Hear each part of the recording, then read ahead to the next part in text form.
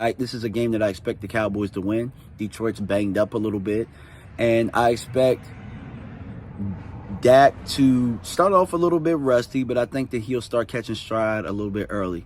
Hopefully the script that Kellen Moore puts together is one that can give him some high percentage throws, and just help him build a little bit of confidence. Says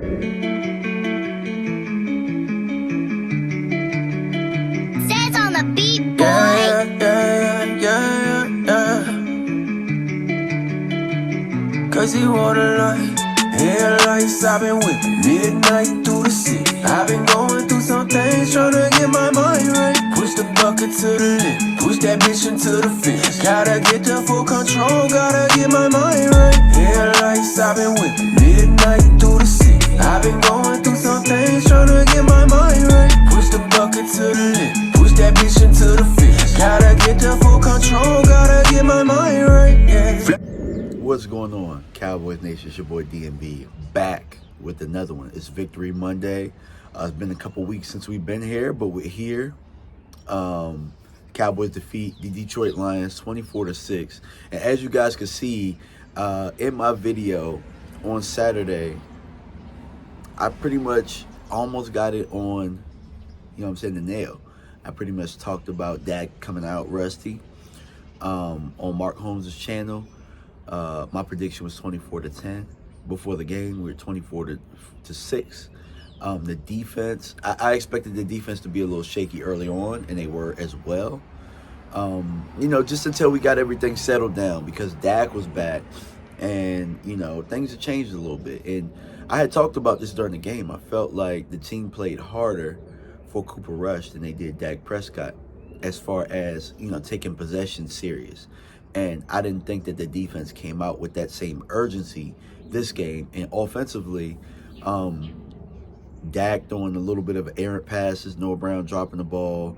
The script, again, was not something that was very comfortable, was not something that was very easy, in getting yards for the Cowboys and establishing rhythm early on. But they overcame that. And really, they didn't start overcoming it until probably at some point in the second quarter. They were on rhythm, and then Noah Brown fumbles that ball. But coming out of halftime, Trayvon Diggs gets a pick.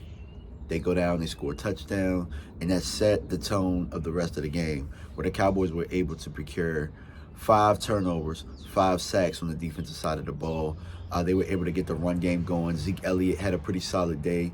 Tony Pollard ran the ball hard. He was actually the best runner on the day. And it's a great problem to have. I love the fact that 1 week is Zeke, 1 week is Tony, and it's vice versa. You don't know which one of those guys is going to catch fire. So we've been using those guys correctly as far as distribution, as far as rhythm goes with both of them, and figuring out who has the hot hand and then when to bring the other guy in. That's one thing that we have done well throughout the course of this run so far.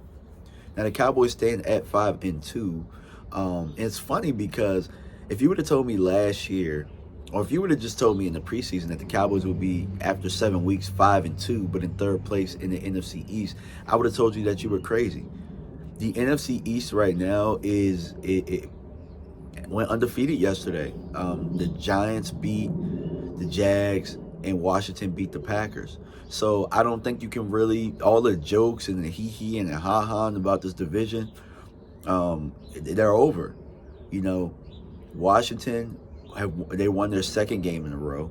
So Taylor Heineke, they looked a lot better actually with Taylor Heineke behind center yesterday. I say a lot better because I think that they played team football yesterday.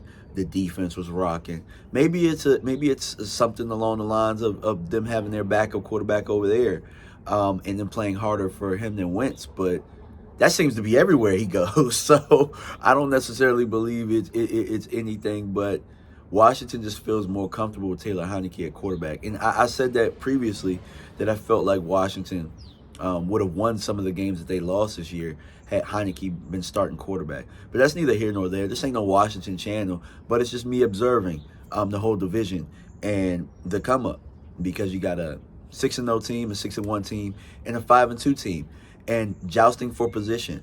Now, it is October, so a lot of things can happen, but I'll say for the most part, besides Washington, all of the teams are playing pretty good football as it stands right now, with room to get better.